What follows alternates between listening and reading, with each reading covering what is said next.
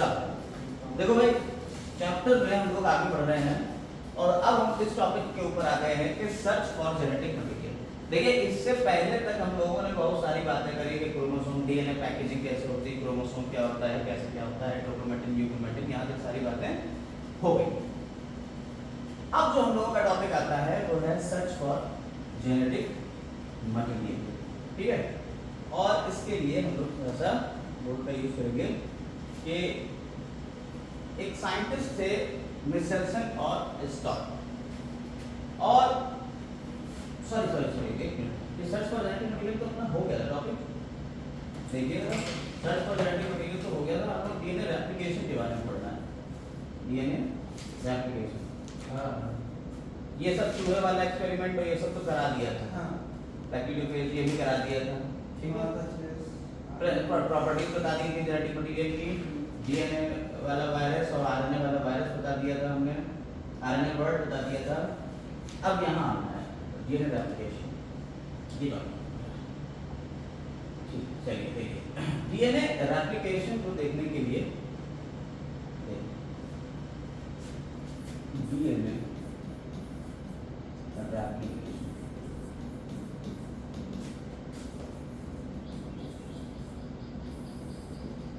Replication का मतलब क्या होता है? रेप्लिका बनना, कोई चीज एक से दो हो जाए। हमने आपको बताया था कि क्रिक एक साइंटिस्ट थे, उन्होंने एक सेंट्रल डोगमा दिया था। क्या कहा था? डीएनए से डीएनए बन सकता है, जिसे क्या कहते हैं रेप्लिकेशन। डीएनए से आरएनए बन सकता है, जिसे क्या कहते हैं ट्रांसक्रिप्शन, ट्रांसक्रिप्शन। और आरएनए से बन सकता है प्रोटीन, जिसे क्या कहते हैं ट्रांसलेशन। आज हम यहां तक पूरा खत्म करेंगे ट्रांसलेशन, डीएनए से डीएनए बनना, रेप्लिकेशन। सबसे पहला टॉपिक जो हमारा शुरू होता है रेप्लिकेशन शुरू होता है कि डीएनए से डीएनए कैसे बनेगा। चलिए देखिए, हम आपको इसके लिए थोड़ा सा डीएनए के स्ट्रक्चर के बारे में बात करेंगे। देखिए डीएनए का जो स्ट्रक्चर होता है वो हमारा डबल हेलिकल मॉडल होता है। किसने दिया था डबल हेलिकल मॉडल? बताइए। वॉटसन और क्रिक ने दिया था डीएनए का डबल हेलिकल मॉडल, ठीक है। तो डीएनए का डबल हेलिकल मॉडल किसने दिया बेटा? वॉटसन और क्रिक ने दिया, ठीक है।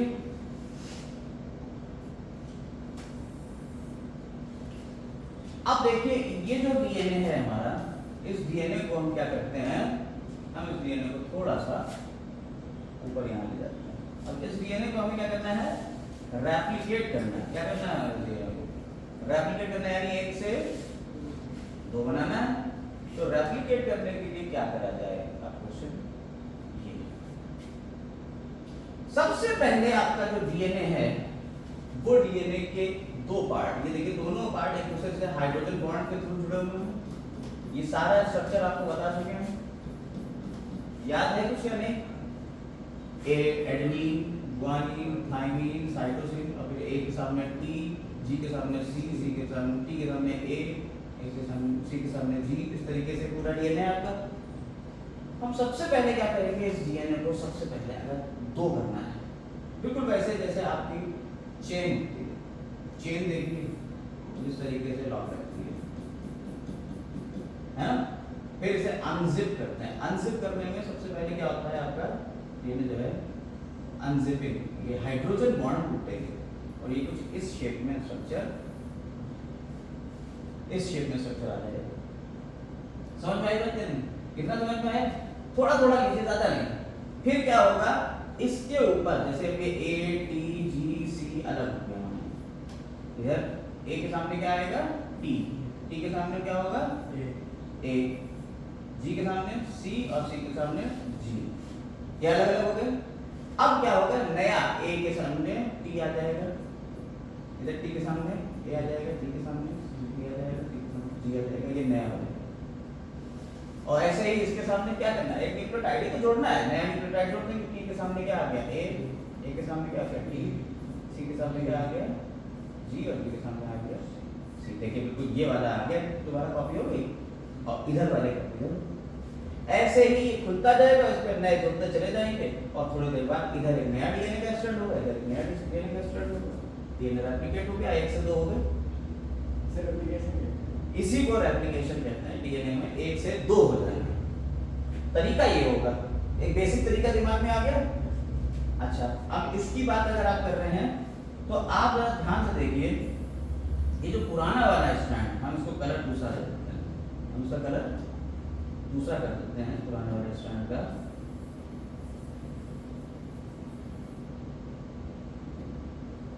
इसको देते हैं रेड कलर, ठीक है, पुराने वाले, और नया वाला जो है वो ब्लू कलर से होगा। तो आप देखिए जो नया स्ट्रैंड बना है वो पुराने के ऊपर बना है, यानी जो नया डीएनए आएगा उसमें आधा तो पुराना होगा और आधा नया होगा। यानी डीएनए का जो रेप्लिकेशन है, डीएनए का जो रेप्लिकेशन है, ये रेप्लिकेशन में आधा पुराना और आधा नया, हिंदी में लिखते हैं, आधा पुराना है और आधा नया है। इसे क्या कहते हैं? इसे कहते हैं सेमी कंजर्वेटिव। ये डीएनए कैसा हो गया? डीएनए का रेप्लिकेशन कैसा हो गया बेटा? सेमी कंजर्वेटिव, यानी सेमी मतलब हाफ, कंजर्व है, आधा तो पुराना वाला है यानी आधा कंजर्व है और आधा नया आया, सेमी कंजर्वेटिव। समझ में आई बात या नहीं? यही चीज आपको आपकी बुक में कुछ इस तरीके से यहाँ दिखाई देगी। देखिए यहाँ से डीएनए खुल रहा है और इसके ऊपर नया डीएनए का स्ट्रैंड बन रहा है, दिख रहा है? कोई दिक्कत? तो डीएनए का रेप्लिकेशन कैसा होता है बेटा? सेमी कंजर्वेटिव होता है। डीएनए का हाँ आधा। अब कुछ एक्सपेरिमेंट हैं जो ये बताएंगे कि डीएनए का रेप्लिकेशन कैसा होता है? Semi conservative. समझ में आई बात नहीं? और इसके लिए हमने जो बैक्टीरिया लिया है, कुछ प्लांट लिया, तो बैक्टीरिया लिया है हमने, यहाँ पे एक बैक्टीरिया लिया है ई कोलाई और एक प्लांट लिया है विसिया फ्लावा, ठीक है? एक बैक्टीरिया लिया और एक प्लांट लिया। सबसे पहले बैक्टीरिया के ऊपर एक्सपेरिमेंट करेंगे एक बहुत ही प्यारे साइंटिस्ट जिनका नाम है मैथ्यू मिसेल्सन और फ्रैंकलिन स्टॉल। मिसेल्सन और स्टॉल ने ये एक्सपेरिमेंट किया है 1958 ये एक्सपेरिमेंट किया है। और इस एक्सपेरिमेंट में जो मटेरियल लिया गया है वो 2-3 चीजें हैं। आइए इस एक्सपेरिमेंट को यहाँ समझते हैं। एक्सपेरिमेंट में जो मटेरियल लिया जा रहा है मिसेल्सन एंड स्टॉल का एक्सपेरिमेंट है 1958 में। For what purpose? To prove that DNA replication is semi conservative. समझ में आई बात नहीं? इन्होंने मटेरियल जो लिया है, मटेरियल में हमारे पास है ई कोलाई, एस्केरिचिया कोलाई, यानी बैक्टीरिया के ऊपर इन्होंने एक्सपेरिमेंट किया है। सबसे पहले जो क्वेश्चन कोई पूछेगा तुमसे कि इन्होंने किसके ऊपर एक्सपेरिमेंट किया है? एस्केरिचिया कोलाई यानी बैक्टीरिया है। और एस्केरिचिया कोलाई की खास बात क्या है? Complete it's life cycle in 20। अब आप बड़ा ध्यान से समझते रहिए। पहले यहाँ समझिए, बुक में अंडरलाइन करा देंगे, हाईलाइट करा देंगे, सब कुछ करा देंगे, लेकिन पहले आप ध्यान से समझिए। ई कोलाई के बाद इन्होंने जो और मटेरियल लिया है वो लिया है M15। ये कौन है? हैवी आइसोटोप है, हैवी आइसोटोप है ऑफ नाइट्रोजन। ये नाइट्रोजन का क्या है बेटा? हैवी आइसोटोप है। याद रखिएगा रेडियो एक्टिव नहीं है, ये सिर्फ हैवी आइसोटोप। इसके अलावा इन्होंने लिखा है सीजियम क्लोराइड, CSCl, ठीक है? सीजियम क्लोराइड है। सीजियम क्लोराइड क्या होता है? इसी में ये सेडिमेंट कराएंगे। समझ पाइए बात? इन 3 मटेरियल्स का यूज ये करता है। नॉर्मल नाइट्रोजन कितना कैसा होता है? नाइट्रोजन 14, ये नॉर्मल नाइट्रोजन होता है। नाइट्रोजन क्यों लिया है ये भी समस्या है, because nitrogen is basic constituent of nitrogenous base. ये क्या है? इससे क्या क्या बनेंगे आपके? नाइट्रोजनस बेस, उसी में तो ये मिलेगा नाइट्रोजन में। तो करा क्या इन्होंने? इन्होंने एक बैक्टीरिया लिया ई कोलाई, और ई कोलाई को यहाँ रख दिया, ये नॉर्मल वाला। खेल यहाँ से अभी शुरू नहीं हुआ, अभी खेल यानी एक्सपेरिमेंट जब शुरू होगा उस टाइम से पहले की बात है।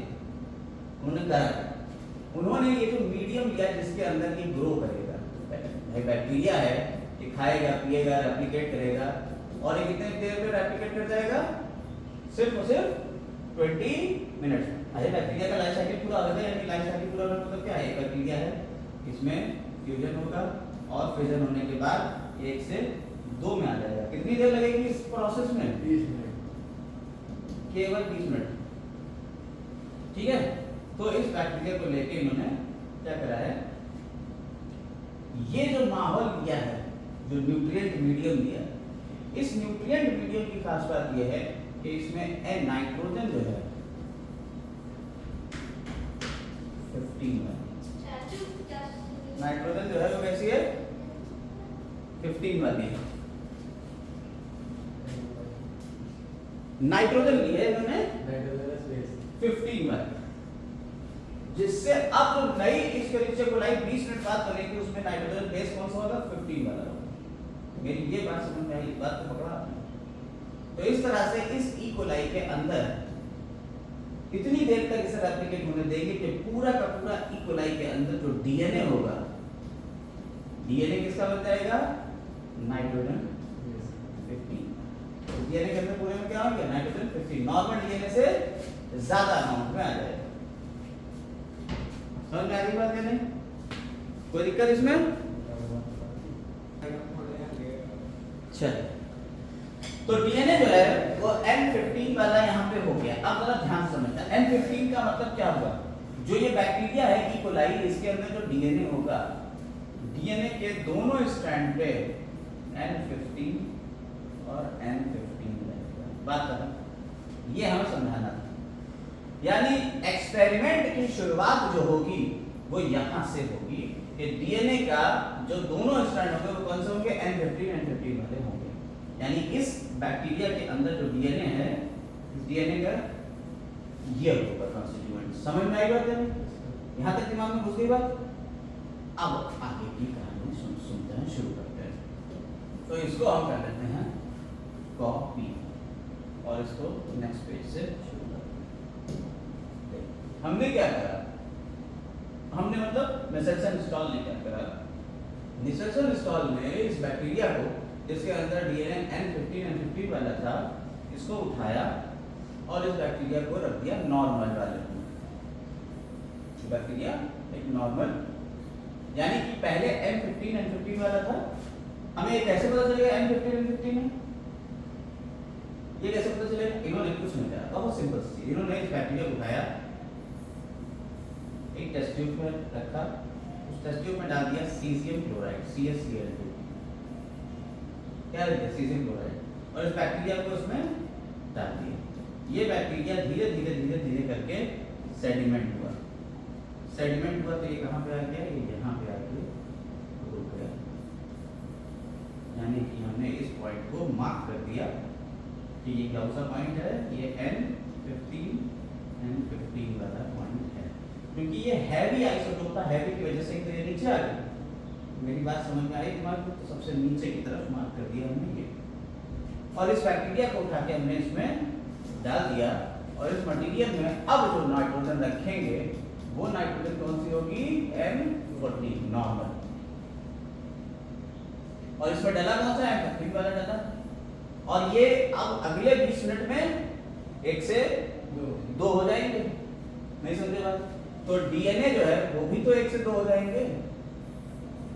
पुराना डीएनए रहेगा ये वाला,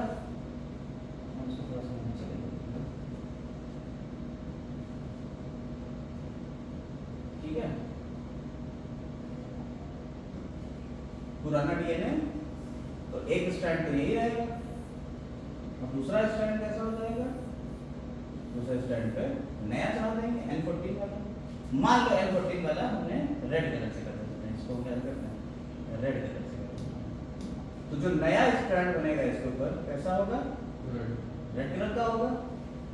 रेड कलर आते ही हम समझ जाएंगे ये कैसा है N14 है, और ब्लू कलर आते ही हम समझ जाएंगे कैसा है N15 है। बोलो यहाँ तक कोई दिक्कत नहीं, दिमाग में आ रहा है ये बात या नहीं? तो हम इसको लिख देंगे N14, रेड वाला है N14 और ब्लू वाला क्या कर दिया हमने N15, तो पहले ही था।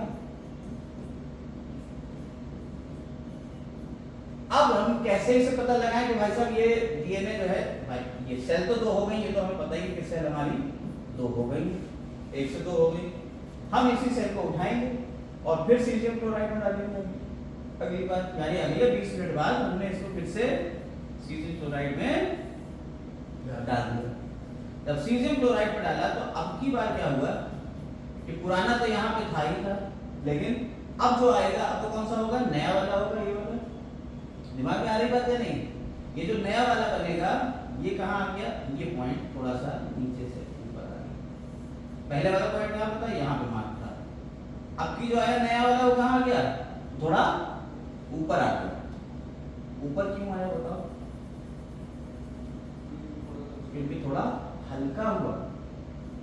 अब यहाँ क्या सीन है, N14 भी है और N15 भी है, इससे ये थोड़ा हल्का हो जाएगा या नहीं हो जाएगा?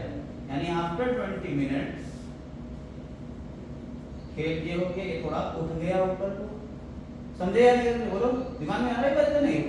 अब क्या हुआ, हमने फिर इसे रेप्लिकेट होने के लिए छोड़ दिया। मैंने कहा ठीक है, अब अगले 20 मिनट, ये तो पहले 20 मिनट की बात थी, पहले 20 मिनट में हुआ, अगला 20 मिनट यानी 40 मिनट बाद, टाइम तो आगे बढ़े 40 मिनट बाद ये फिर 1 से 2 हो जाएंगे और ये फिर 1 से 2 हो जाएंगे। बोलो नहीं होंगे? क्योंकि ये फिर से डिवाइड करेगा ना अगले 20 मिनट में, तो यहाँ पे हम क्या लिख देंगे 40 मिनट। अब समझ में आ गई बात?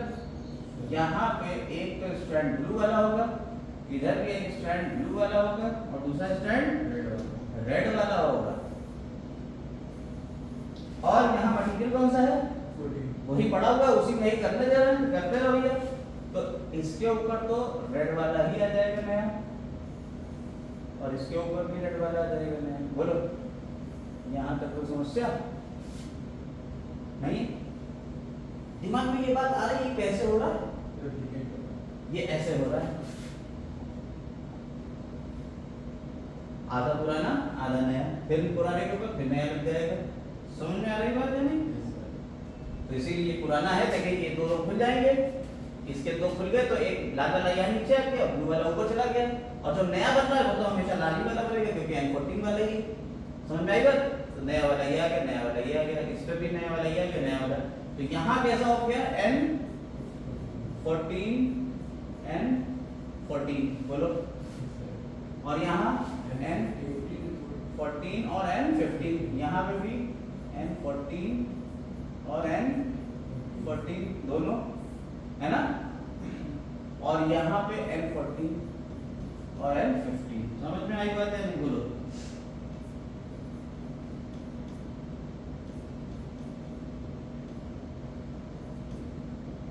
ये दिमाग में आता है। अब अगले 40 मिनट बाद फिर हम मटेरियल को डालेंगे, पूरा मटेरियल फिर डाल देंगे सीजियम क्लोराइड। तो अब 2 तरीके के बैक्टीरिया हैं, अगले 40 मिनट में हमें 2 तरीके के बैक्टीरिया हैं, तो 2 तरीके का सीक्वेंस मिलेगा। ठीक है, एक तो वो मिलेंगे जो N14 N14 वाले होंगे, जो N14 N14 वाले वो और क्या होंगे, वो और ऊपर चले जाएंगे।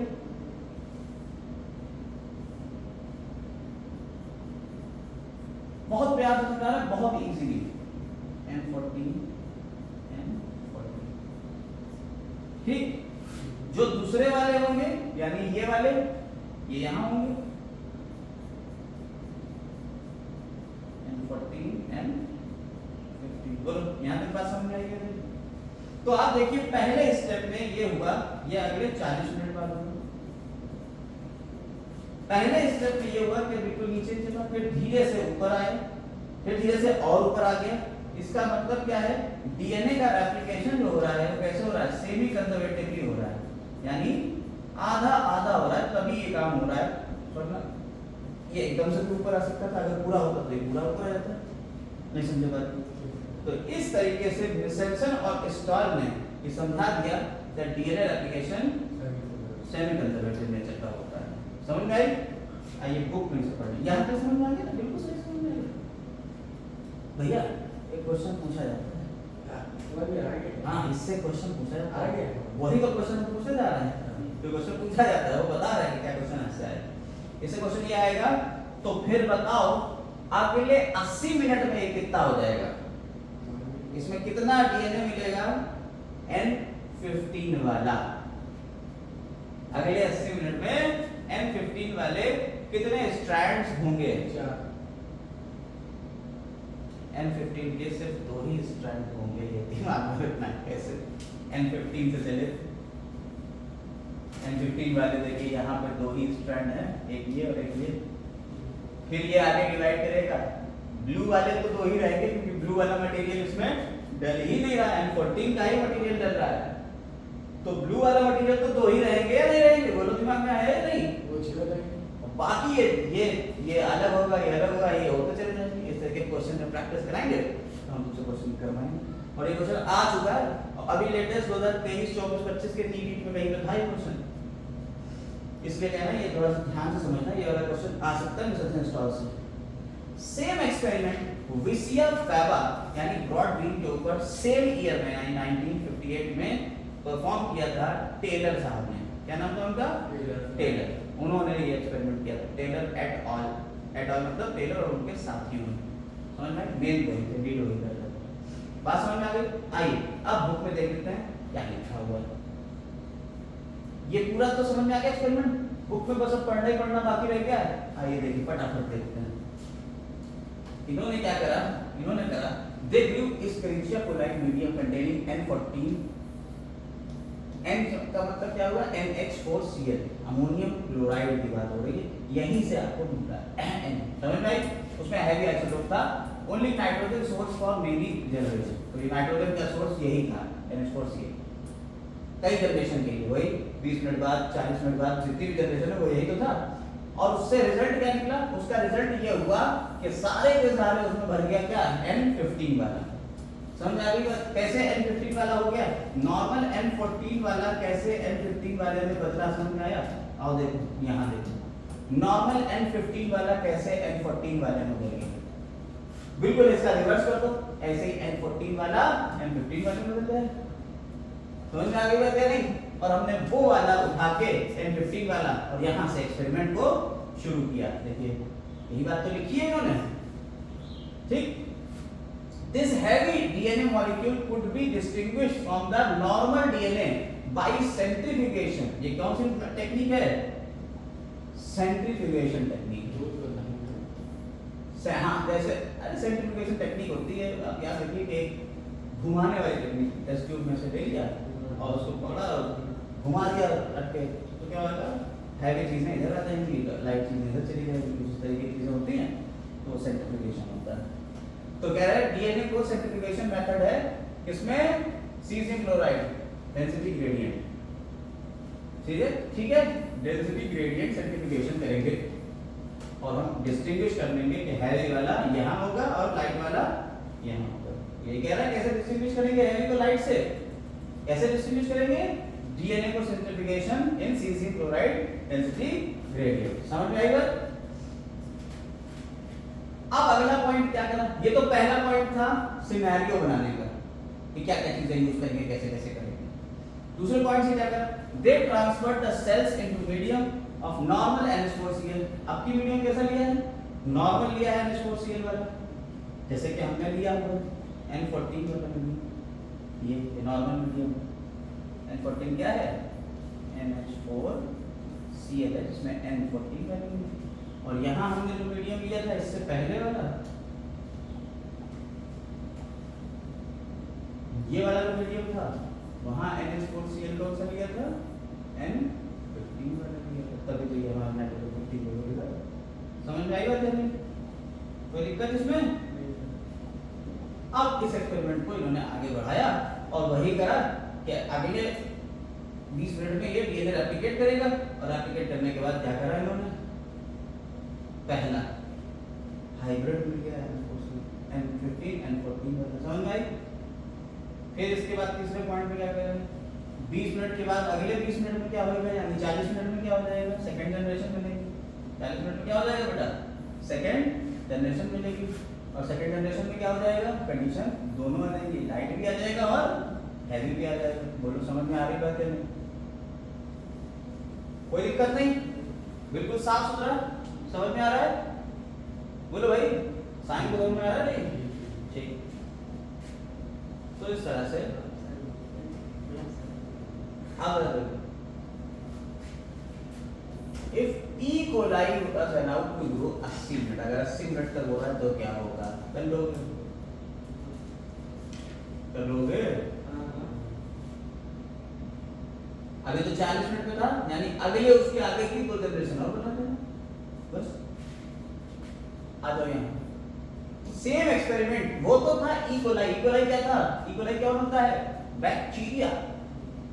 ई कोलाई कौन है, बैक्टीरिया है, हमारी आंतों का बैक्टीरिया है, इंटेस्टाइन में रहता है। तो उसके ऊपर एक्सपेरिमेंट किया था बैक्टीरिया, यानी प्रोकैरियोट पे एक्सपेरिमेंट किसने किया, मिसेल्सन और स्टॉल। ये सेम एक्सपेरिमेंट किया है विसिया फेवा, यानी ब्रॉड बीन होती हैं, Vicia faba, faba beans broad bean कहलाती हैं। टेलर और उनके साथियों ने 1958 यानी सेम सन में किया, ठीक। और किसमें करा है ये, हाँ, यहाँ पे इन्होंने क्या लिया है, रेडियो एक्टिव थायमिडीन लिया। उन्होंने क्या लिया था, हैवी आइसोटोप नाइट्रोजन लिया था, इन्होंने क्या किया है, रेडियो एक्टिव थायमिडीन लिया एक्सपेरिमेंट में, बस समझ में आ गई बात। और ये सिमिलर एक्सपेरिमेंट हुआ और this experiment prove that DNA in chromosome also replicate semi-conductively. तो जो डीएनए के अंदर, तो क्रोमोसोम के अंदर जो डीएनए होता है, वह इसी डीएनए से तो क्रोमोसोम बने थे, जो क्रोमोसोम है उसके अंदर भी डीएनए कैसे रेप्लिकेट करता है, सेमी कंजर्वेटिवली। समझ में आई बात, नहीं समझे, आगे बात समझ। अब हमारा एक प्रोसेस पूरा हुआ आज के क्लास में। तो हमने आपको बताया कि हम आज क्या पढ़ाने वाले हैं, डीएनए रेप्लिकेशन, ट्रांसक्रिप्शन और ट्रांसलेशन। तो रेप्लिकेशन कैसे होता है ये तो बात समझ में आ गई। अब रेप्लिकेशन सेमी कंजर्वेटिवली होता है। अब ये रेप्लिकेशन का असली प्रोसेस क्या, तरीका क्या है डीएनए रेप्लिकेशन, आइए आते हैं उसके ऊपर। शुरू करते हैं डीएनए रेप्लिकेशन।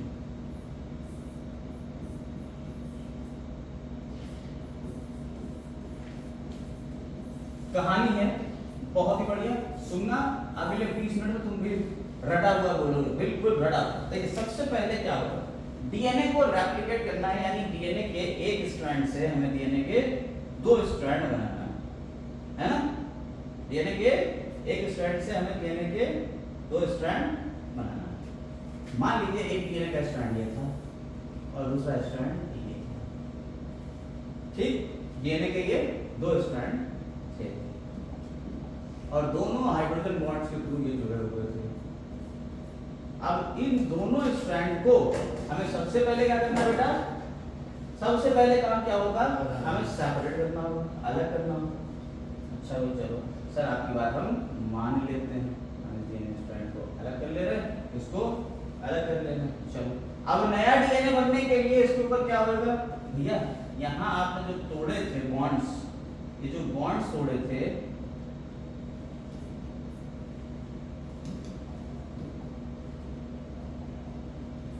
बॉन्ड्स तोड़े थे, इन बॉन्ड्स का क्या, आपने कहा नया स्ट्रैंड बनाने के लिए, मान लीजिए यहाँ एडेनिन, हम थोड़ा सा सीक्वेंस करते हैं, एडेनिन, ग्वानिन, थायमिन, साइटोसिन, यहाँ भी adenine, guanine, thymine, cytosine, adenine, guanine, thymine, ठीक।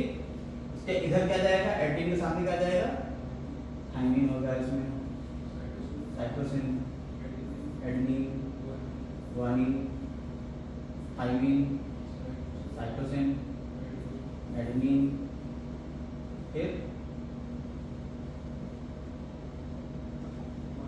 ग्वानिन, थायमिन, साइटोसिन, फिर यही होएगा। नया स्ट्रैंड बनाने के लिए इस एडेनिन के सामने थाइमिन का आना जरूरी है, यानी कि थाइमिन वाला न्यूक्लियोटाइड है, फिर एक दूसरा न्यूक्लियोटाइड है, फिर तीसरा न्यूक्लियोटाइड है, फिर चौथा न्यूक्लियोटाइड है, यही तो होना चाहिए, तभी तो ये सब एक दूसरे से जुड़ेंगे, नया स्ट्रैंड बनेगा। बोलो ये बात दिमाग में आ रही है?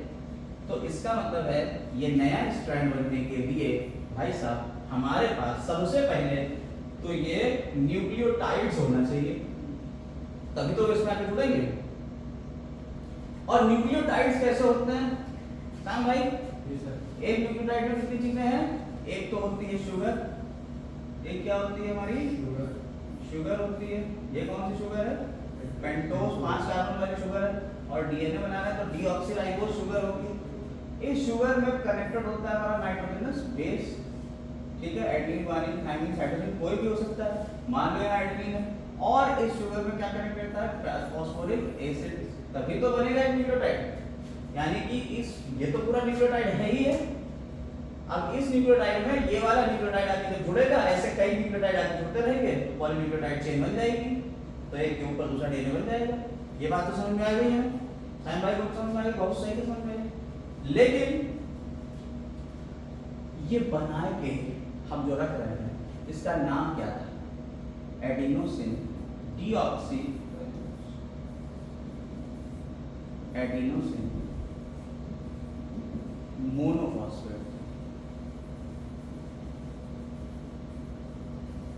इसका नाम क्या था? Deoxy adenosine. एक फॉस्फेट जुड़ा हुआ तो मोनोफॉस्फेट ही तो होगा, और मोनोफॉस्फेट बेचारे इनएक्टिव पड़े हुए, सो नहीं पड़े हुए जैसे तुम इस टाइम सो रहे हो, इनएक्टिव पड़े हुए। तो पहले इनको क्या करना पड़ेगा? हमें एक्टिवेट करना पड़ेगा। हमें क्या करना पड़ेगा? पहले इनको एक्टिवेट करना। एक्टिवेट करने के लिए इसे मोनोफॉस्फेट को ट्राइफॉस्फेट में कन्वर्ट करना पड़ेगा। तो डीएनए रेप्लिकेशन का सबसे पहला स्टेप ये होगा एक्टिवेशन ऑफ डीऑक्सी एडिनोसिन हो जो न्यूक्लियोटाइड्स हैं उन्हें क्या करेंगे? हम एक्टिवेट करेंगे। तो पहला स्टेप क्या होगा? Activation of nucleotides. उसमें क्या करेंगे? एटीपी लगा देंगे तो ये एक्टिवेट हो जाएंगे, एक्टिवेट हो जाएंगे तो ये मूव करते हुए बेटा, ठीक। अच्छा बेटा एक क्वेश्चन और बताओ मैं, डीएनए रेप्लिकेशन जो होता है वो सेल डिवीजन के टाइम पे होता है, ये बताया था हमने आपको। सेल डिवीजन के टाइम पे कौन सी फेज में होता है डीएनए रेप्लिकेशन? एस फेज में। डीएनए रेप्लिकेशन जो होता है सेल डिवीजन की एस फेज में होता है, ये याद रखिए।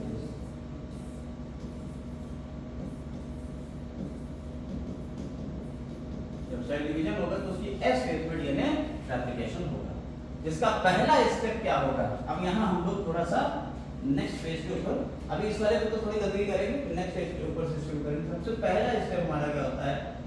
एक्टिवेशन ऑफ न्यूक्लियोटाइड्स, ठीक। दूसरा स्टेप क्या होगा?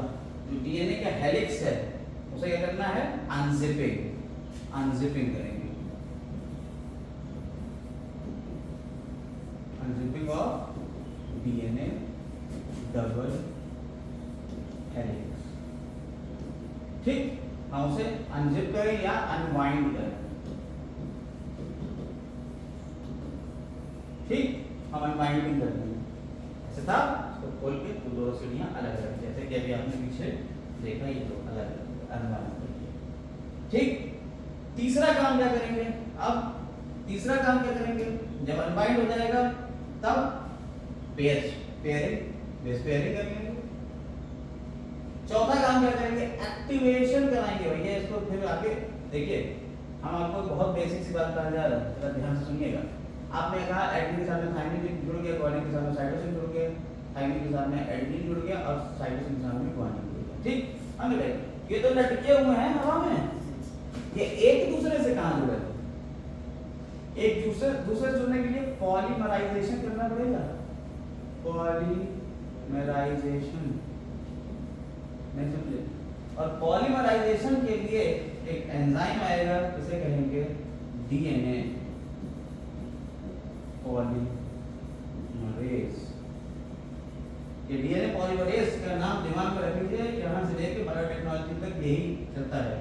डीएनए पॉलीमरेज क्या करेगा, इसे पॉलीमराइज करेगा, यानी कि मोनोमर्स को जोड़ता हुआ पूरी एक चेन बना देगा। समझ में आ गई बात है नहीं?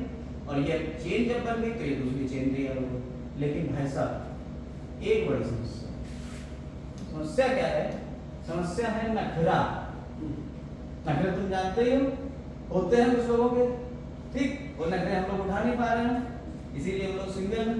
तो नखरा जो है वो क्या है? नखरा समझिए, डीएनए पॉलीमरेज के नखरे, दो नखरे। पहला नखरा है मैं स्टार्ट नहीं करूंगा।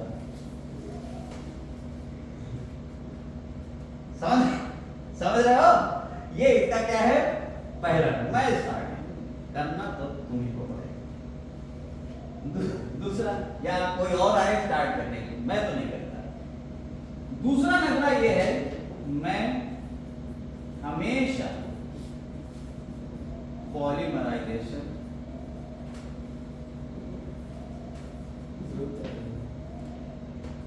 फाइव प्राइम टू 3 प्राइम करूंगा। ध्यान से समझिए, पॉलीमराइजेशन हमेशा 5 प्राइम टू 3 प्राइम, यानी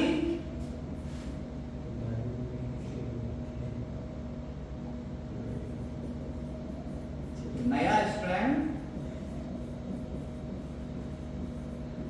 5 to 3 डायरेक्शन में ही बनेगा। 5 to 3 डायरेक्शन में बनेगा।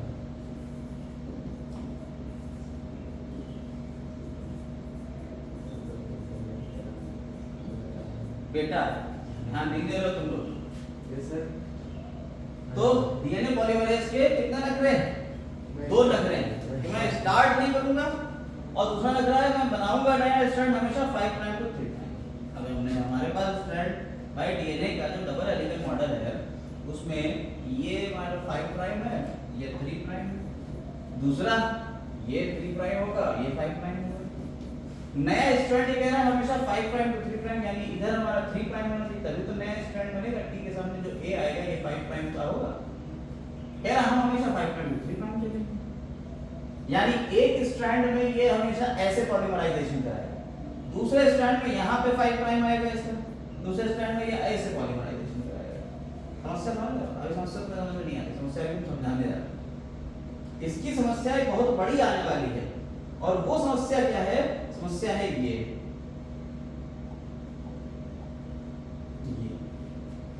डीएनए जो है हमारा, ये जब अनजिप होगा, ये 5 प्राइम टू 3 प्राइम है, और ये 3 प्राइम टू 5 प्राइम।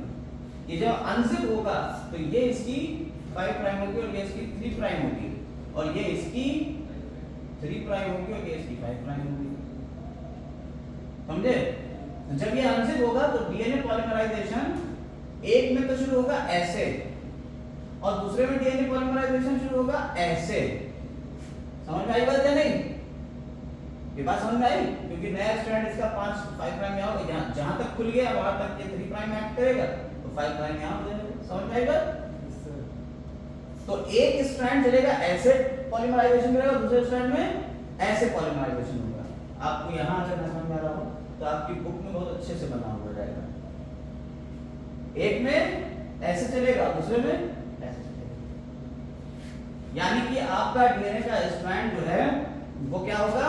वो पहले इतना खुलेगा, पॉलीमराइजेशन हो गया, ये वाला यहाँ तक चला गया, फिर स्ट्रैंड खुला, फिर ये तो कंटिन्यूअस पॉलीमराइजेशन करेगा, और यहाँ पे फिर दूसरी बार फिर से यहाँ तक आएगा, फिर ये खुलेगा, ये तो आगे बढ़ते चला जाएगा, और यहाँ पे फिर पीछे से आगे आएगा।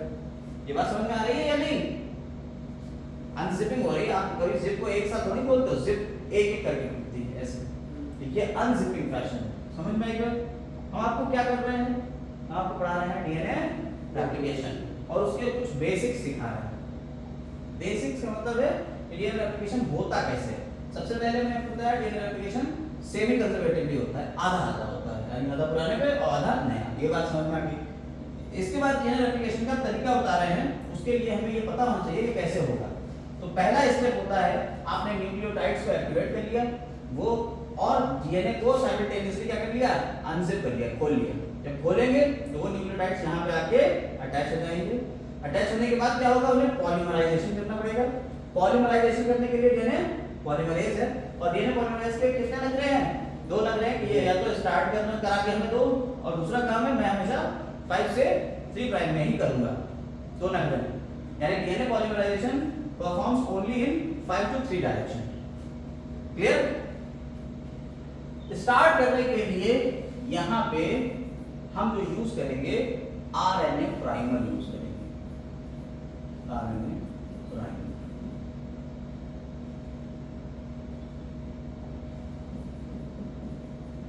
आरएनए का छोटा सा टुकड़ा है वो आके यहाँ पे चिपक जाएगा, फिर आगे बढ़ेगा काम। ठीक, अब हम लोग शुरू ही कर देते हैं, बताना हम पूरा पढ़ाना शुरू कर देते हैं डीएनए रेप्लिकेशन कैसे होगा। साईं भाई सुन लीजिए, डीएनए रेप्लिकेशन कैसे होगा, ध्यान से सुनिए।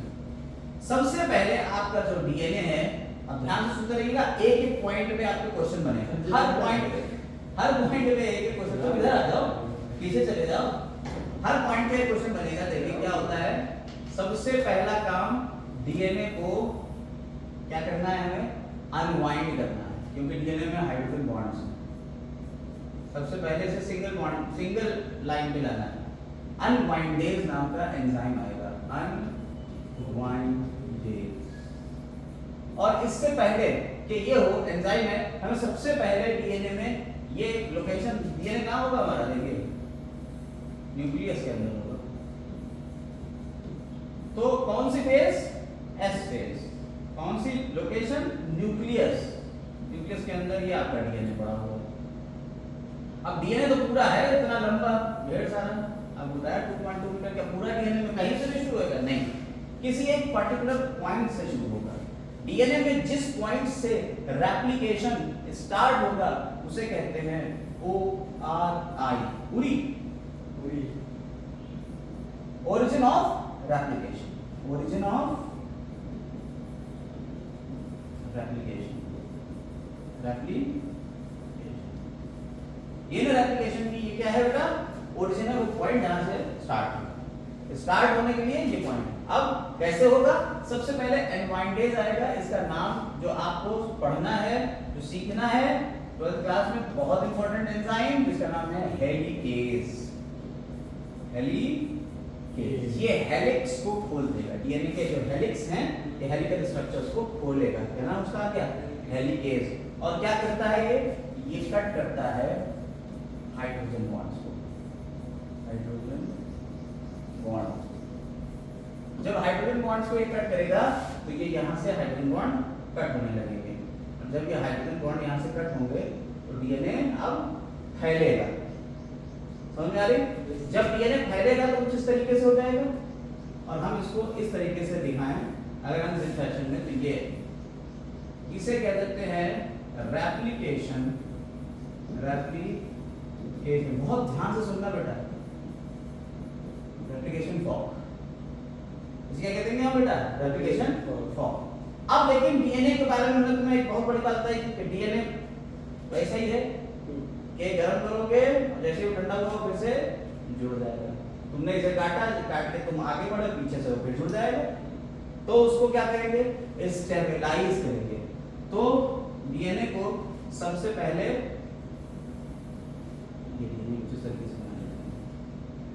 ये जुड़ा हुआ है और ये खुल गया, ठीक है,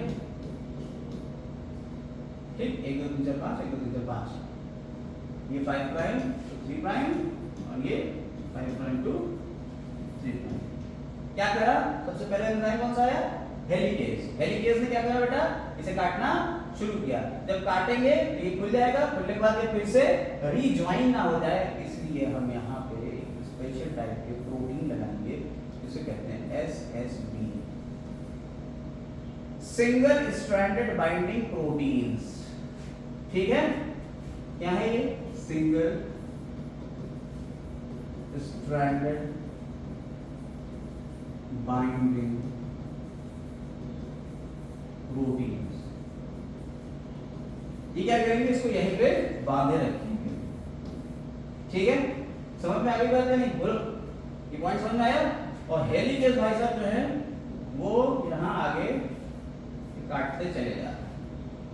अब यहाँ क्या होगा, जैसे ही आगे जाएगा, आपने कभी तारों को ऐसे जुड़े हुए हैं, आपने कभी कोई खोला हो, नीचे से अपने आप घूमने लगता है, देखा है? तो ऐसे कस से खींचिए और नीचे अपने आप घूमने लगता है, यानी ऊपर से क्या आ रही है, टेंशन आ रही है, उस टेंशन की वजह से ही तो ये खींच ऐसे घूम रहा है नीचे। डीएनए तो पूरा घूम सकता है, तो उसकी टेंशन को रिड्यूस करने के लिए एक एंजाइम आता है, इसका नाम है टोको आइसोमरेज।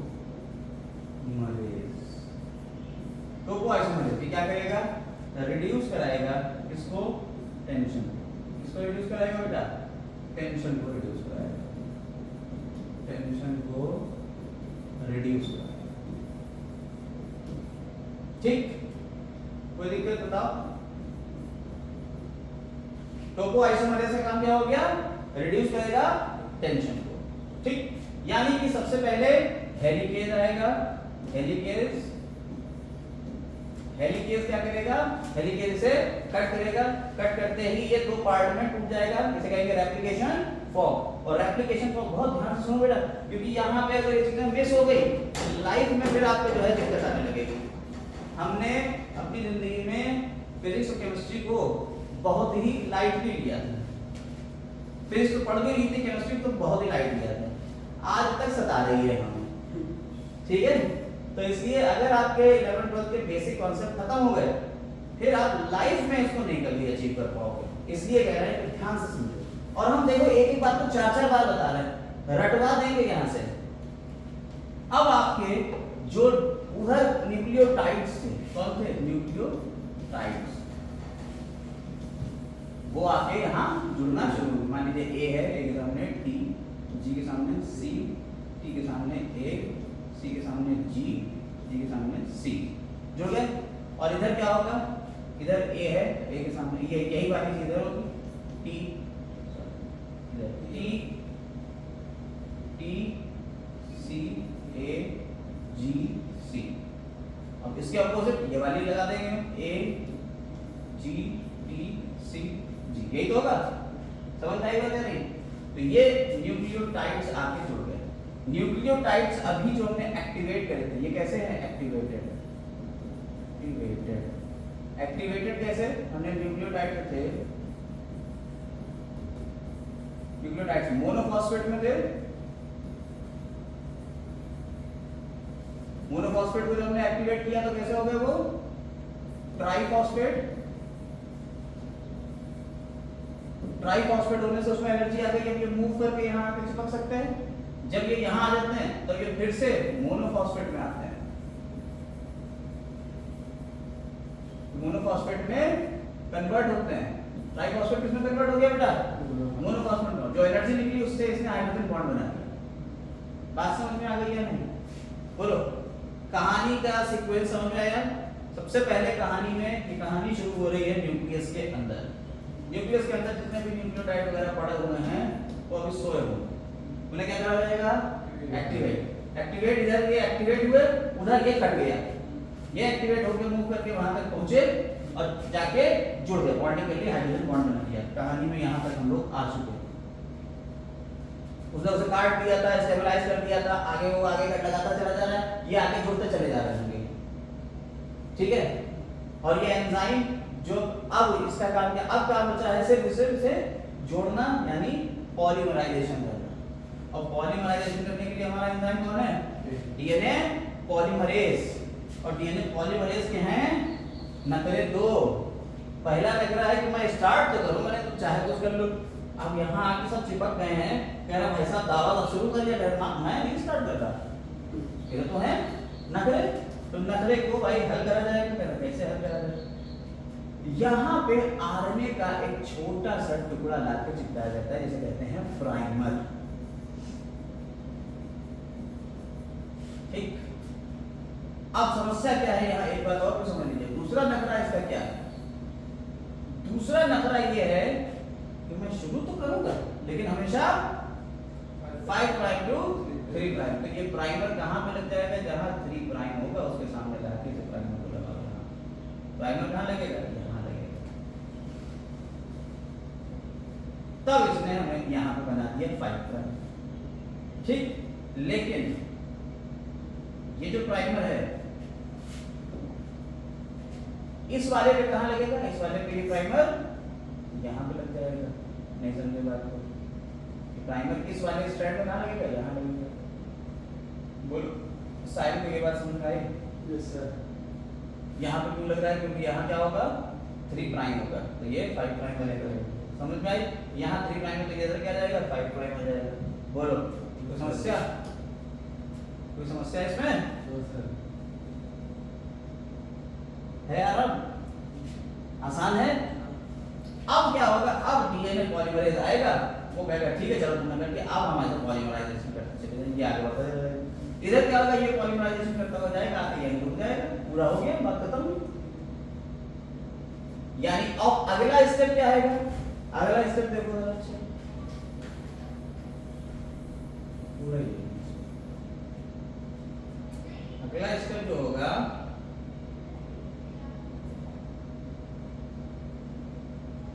ये तो होगा अगला स्टेप।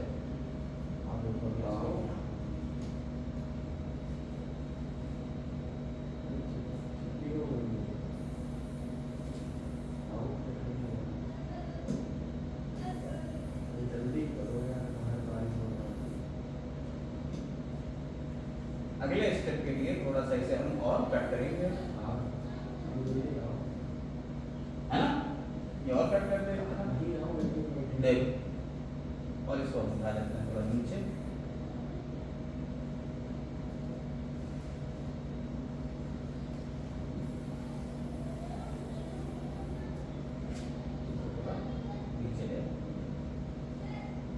ठीक है, चल देखो अगला अगले स्टेप में यहाँ पे फिर ये खुला रहेगा और इधर ये काम अपना करके निकल गया, खत्म हो गया। इधर क्या होगा? ये जो नए बनेंगे ये सीक्वेंसेस नए यहाँ खुले हुए हैं, फिर वही काम नाइट्रोजन बेस ट्राइफॉस्फेट आके फिर से जुड़ते चले जाएंगे और डीएनए पॉलीमरेज जो है वो इसे ऐसे ही आगे बढ़ाता चला जाएगा कंटिन्यूअस फैशन में। लेकिन यहाँ क्या होगा? यहाँ अगला जितना खुला है उतने के ऊपर फिर से आके प्राइमर चिपकेगा, वहां पे क्या करेगा? वहां पे फिर से प्राइमर चिपक जाएगा और प्राइमर चिपकेगा, फिर डीएनए पॉलीमरेज आएगा, फिर इसको यहाँ तक जोड़ के फिर हट जाएगा। नहीं समझे मेरी बात? फिर ये आगे आएगा, फिर प्राइमर आएगा यहाँ पे और फिर डीएनए पॉलीमरेज इसको आगे आगे फिर यहाँ तक चिपकाएगा। यानी यहाँ एक ही डीएनए पॉलीमरेज जो आगे बढ़ता चला जाएगा कंटिन्यूअस फैशन में और यहाँ डिसकंटिन्यूअस फैशन में हो रहा है। आगे मेरी बात दिमाग में आई है नहीं है? आगे बस समझ में, बस यही बात पकड़ना थी। यानी डीएनए के जो 2 स्ट्रैंड बन रहे हैं नए, उसमें एक स्ट्रैंड तो पुराना वाला जो था उसी दोनों तो देखिए, सबसे पहली बात तो 2 तो पुराने रहेंगे और उसके ऊपर नए स्ट्रैंड बनना शुरू होंगे। कैसे बनेंगे? नाइट्रोजन बेस आके यहाँ चिपकते जाएंगे और ये से नया आगे बढ़ाते जाएगा।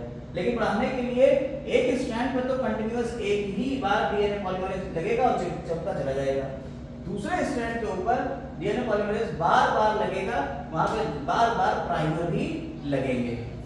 यानी प्राइमर भी बार-बार लग रहा है और डीएनए पॉलीमरेज भी बार-बार लग रहा है। ठीक है, बात समझ में आ गई या नहीं?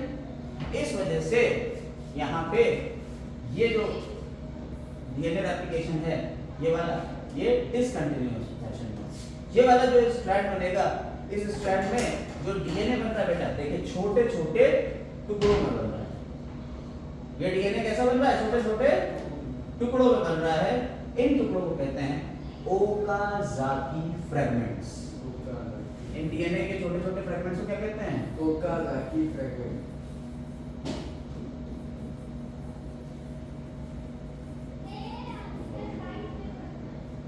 और यहाँ पे अब फाइनल प्रोडक्ट क्या होगा? ये ओकाज़ाकी फ्रैगमेंट्स हैं। हमें जो डीएनए चाहिए वो कैसे चाहिए? पूरा चाहिए। तो प्राइमर को हमें क्या करना पड़ेगा बेटा? हटाना पड़ेगा। अब हटाएं कैसे? उससे पहले छोटी छोटी बातों को फिर से रिवाइज करते हैं। एक बार आप हमें बताना शुरू करोगे, आपने याद नहीं किया। ठीक है, देखें आपको कितना याद होगा। सबसे पहले हमारे पास डीएनए का ये पूरा एक स्ट्रैंड, इसको हमें पहले अलग अलग करना। कौन सा साइन? हेलिकेज।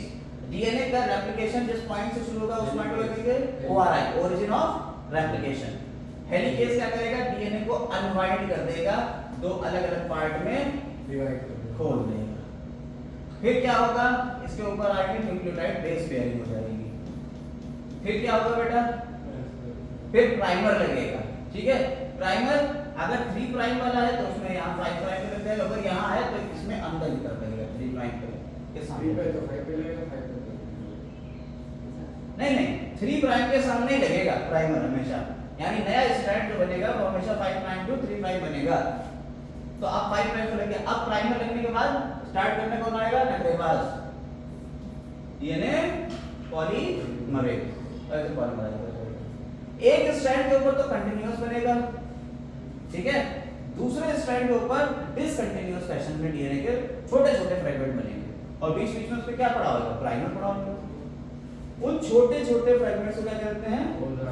Okazaki fragment. ताकाज़ाकी नहीं, ओकाज़ाकी फ्रेगमेंट्स हैं इनमें। और दूसरा ये वाला है कि कंटीन्यूअस है। जो कंटीन्यूअस स्ट्रैंड बन रहा है उसे कहते हैं लीडिंग स्ट्रैंड। क्या कहते हैं इसे? Leading strand. और जो डिसकंटीन्यूअस बन रहा है उसे क्या कहते हैं? Lagging strand. बोलो कोई दिक्कत?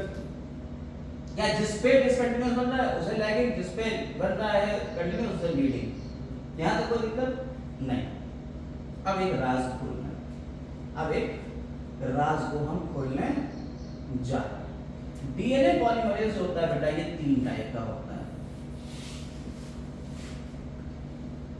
प्रोकैरियोट्स में डीएनए पॉलीमरेज जो है, प्रोकैरियोट्स में ये 3 टाइप का है। DNA polymerase first, polymerase second, DNA polymerase.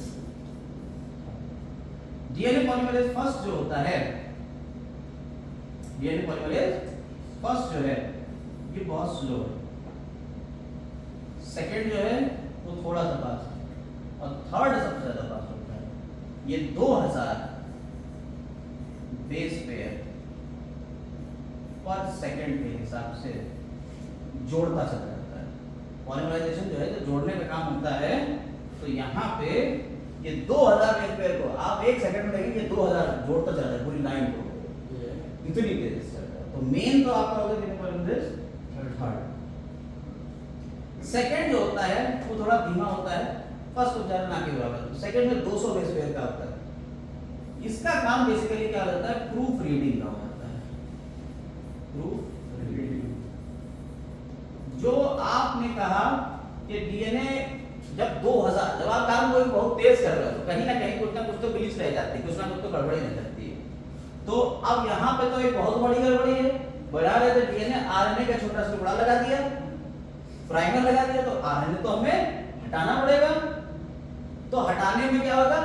Polymerase enzyme जो है वो क्या पीछे से आके इसे प्रूफ रीड करता रहेगा। जहां जहां पे मान लीजिए थाइमिन ने निकाला और हटा दिया, ठीक है, फिर मतलब पीछे पैकेट में रखा होगा, एडनी का थाइमिन लगा हो तो थाइमिन हटाया, फिर एडनी लगा दिया। तो एक एक दो को तो वो सही कर देगा, लेकिन ये बहुत बड़ा टुकड़ा है, प्राइमर है पूरा, तब इसको कैसे हटाए? तो कहता है तुम हट जाओ, बस हटा देता। तो बीच बीच से यहाँ से प्राइमर को गायब कर देगा। तो अब यहाँ पे तो सिर्फ ओकाज़ाकी फ्रेगमेंट रह गए और बीच बीच में जगह रह गई। पूरा डीएनए कहाँ बना? तो इन ओकाज़ाकी फ्रेगमेंट्स को यानी डीएनए के छोटे छोटे फ्रेगमेंट्स को जोड़ने के लिए आखिरी एंजाइम आता है जिसका नाम है लाइगेज। यही लिखते हैं एंजाइम, आगे लिखते हैं जहाँ पे सारे एंजाइम लिखे हैं, यही लिखते हैं। आखिरी काम हमारा हो गया लाइगेज। लाइगेज किसके लिए है? जोड़ने के लिए। जहां भी जोड़ना आएगा ligase, DNA ligase, RNA ligase, जहां लाइगेज आएगा डीएनए लाइगेज हो गया, ठीक है। डीएनए लाइगेज, लाइगेज मतलब जोड़, जो डीएनए के छोटे छोटे फ्रेगमेंट्स को जोड़ देंगे, और इसी के साथ हमारे डीएनए रेप्लिकेशन समाप्त हो जाता है, पूरा डीएनए बन गया। बोलो आप कोई समस्या इसमें? अब फटाफट देखते हैं हम अपने एनसीईआरटी की लाइंस को और देखेंगे कि अरे ये तो बहुत तेज काम हो गया। मशीनरी एंड द एंजाइम्स, ये पॉलीमर रेप्लिकेशन की मशीनरी और एंजाइम। देखिए in living cells such as E. coli, the process of replication requires a set of catalysts. Catalyst कौन है हमारे? Enzymes. Enzyme तो सबसे पहला एंजाइम कौन सा लगता है? नाम समझ के देखिए, हेलिकेज, ठीक है। दूसरा एंजाइम हेलिकेज के बाद अलग अलग करके फिर रोके रखने के लिए SSB, single stranded binding protein. Tension को रिड्यूस करने के लिए टोपो आइसोमरेज, ठीक है। और कुछ साइंटिस्ट जो आगे बढ़े, बड़े बड़े साइंटिस्ट जिन्होंने किताबें लिखी और जो किताबें हमने पढ़ी एनसीईआरटी के अलावा, ठीक है, उन्होंने कहा along in bacteria, along with topoisomerase, gyrase on gyrase is also present, ठीक है। और कुछ का कहना ये है कि बैक्टीरिया में टोपोआइसोमरेज और एसएसपी का काम ही गाइरेज कर लेता है। कुछ साइंटिस्ट का कहना क्या है कि टोपोआइसोमरेज और एसएसपी का काम कौन करता है? गाइरेज करता है। आपको फिलहाल एक और एंजाइम का नाम पता चल गया, गाइरेज। यहाँ सारे एंजाइम नहीं लिखे हुए हैं, ठीक। इसके बाद कौन सा एंजाइम आया? इसके बाद टोपोआइसोमरेज के बाद देखिए सबसे पहले हेलिकेज, फिर एसएसपी, फिर टोपोआइसोमरेज, फिर आखिरी एंजाइम होगा हमारा लाइगेज। जोड़ना एंजाइम सारे लिख लीजिएगा, ये एनसीईआरटी में ये वाले नहीं लिखे हैं, ये वाले एंजाइम हेलिकेज को लिखा है शायद, ये नहीं लिखे हैं, तो लीजिए। तो कह रहे हैं कि एंजाइम्स की पूरा है, enzymes is referred to as DNA dependent polymerase. देखिए पहला हमने कहा डीएनए पॉलीमरेज। डीएनए पॉलीमरेज को भी हमने बताया प्रोकैरियोट्स में होते हैं फर्स्ट, सेकंड और थर्ड, और यूकैरियोट्स में अल्फा, बीटा, डेल्टा, ओमेगा और शायद थीटा कौन सा होता है? 5 होते हैं, ठीक है। 5 होते हैं, 5 यूकैरियोट्स। प्रोकैरियोट्स में 3, फर्स्ट, सेकंड और थर्ड, ठीक।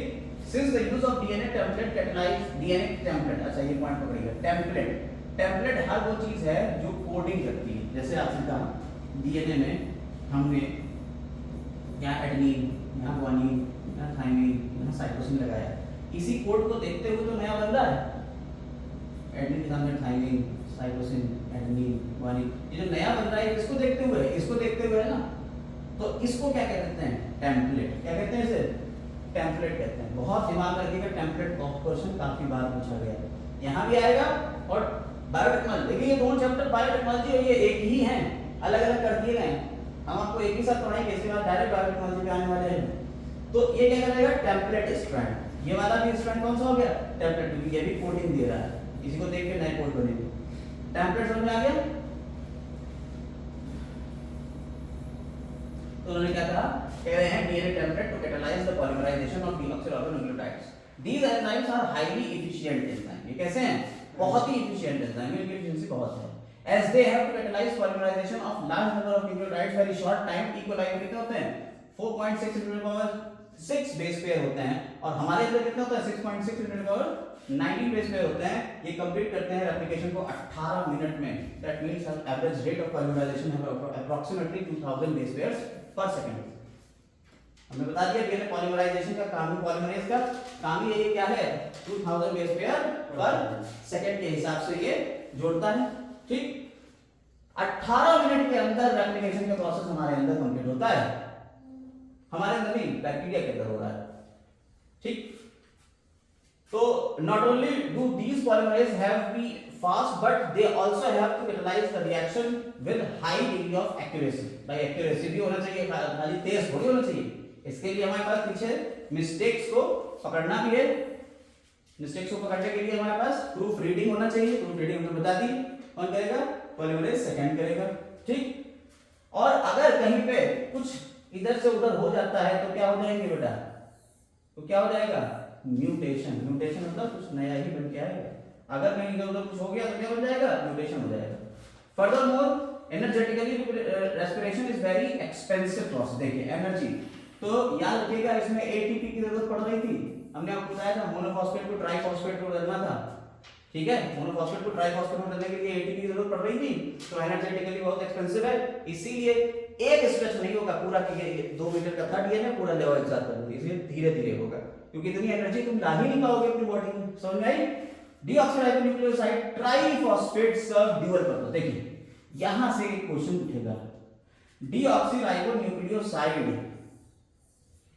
न्यूक्लियोसाइड ट्राइफॉस्फेट यानी कि एटीपी जो है वो कैसा है, ट्राइफॉस। न्यूक्लियोसाइड हो गया मतलब तुम्हारा शुगर, न्यूक्लियोसाइड का मतलब ये हुआ शुगर और नाइट्रोजनस बेस। अब ट्राइफॉस्फेट, एक फॉस्फेट, दूसरा फॉस्फेट और तीसरा फॉस्फेट, इसके दो काम, इसे दो काम।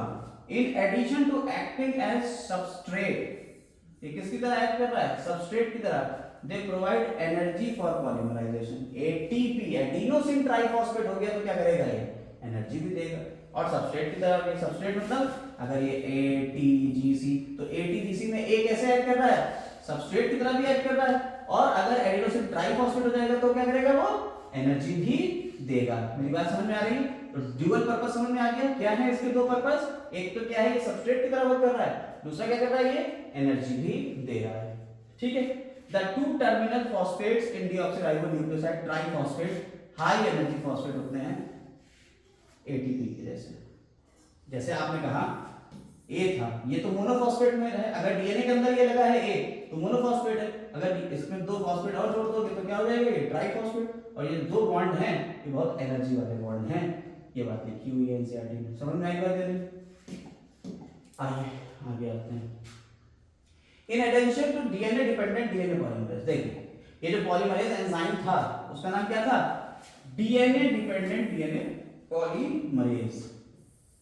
क्यों इसको कह रहे हैं, देखिए आरएनए पॉलीमरेज भी होता है, आरएनए पॉलीमरेज। हमने अब क्या डीएनए पॉलीमरेज है, डीएनए पॉलीमरेज। देखिए क्या होता है, ये डीएनए पॉलीमरेज किसके ऊपर डिपेंड कर रहा है, ध्यान से देखो, ये इस पुराने डीएनए के ऊपर ही तो डिपेंड कर रहा है ये पॉलीमरेज, इसलिए इसका नाम क्या कर दिया, डीएनए डिपेंडेंट डीएनए पॉलीमरेज। अगर आरएनए के ऊपर चल रहा होता, पॉलीमराइजेशन कर रहा होता, तो आरएनए डिपेंडेंट आरएनए पॉलीमरेज। समझ में आई बात नहीं? तो ये डिपेंडेंट इसलिए लगा दिया, कोई ऐसे घबराने वाली बात नहीं कि सर आपने तो डीएनए पॉलीमरेज लगाया था, यहाँ डीएनए डिपेंडेंट डीएनए पॉलीमरेज है, कोई घबराने वाली बात नहीं, डीएनए पॉलीमरेज ही है। Many additional enzymes are required to complete the process of replication with a high degree of accuracy.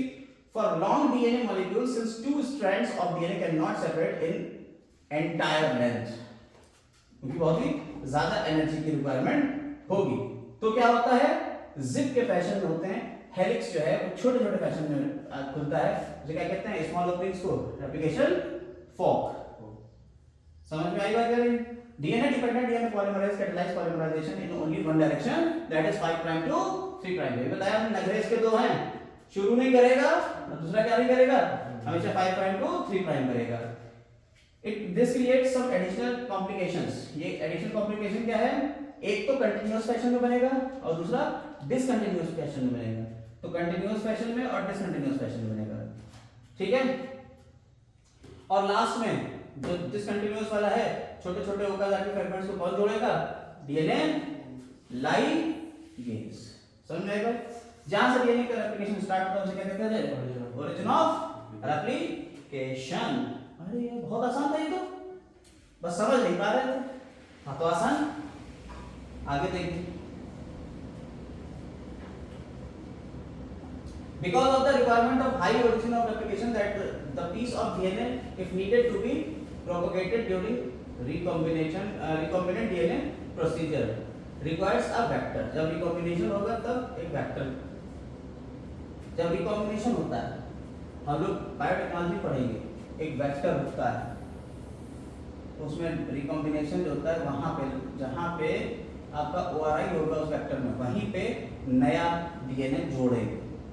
Biotechnology पढ़ेंगे, अभी इसको भूल जाइए, बस इतना याद रखिए कि वहां जुड़ेगा जहां पे और ओरिजिन ऑफ रेप्लिकेशन होगी, वेक्टर में वहीं पे नया डीएनए जोड़ा जाएगा, ठीक है।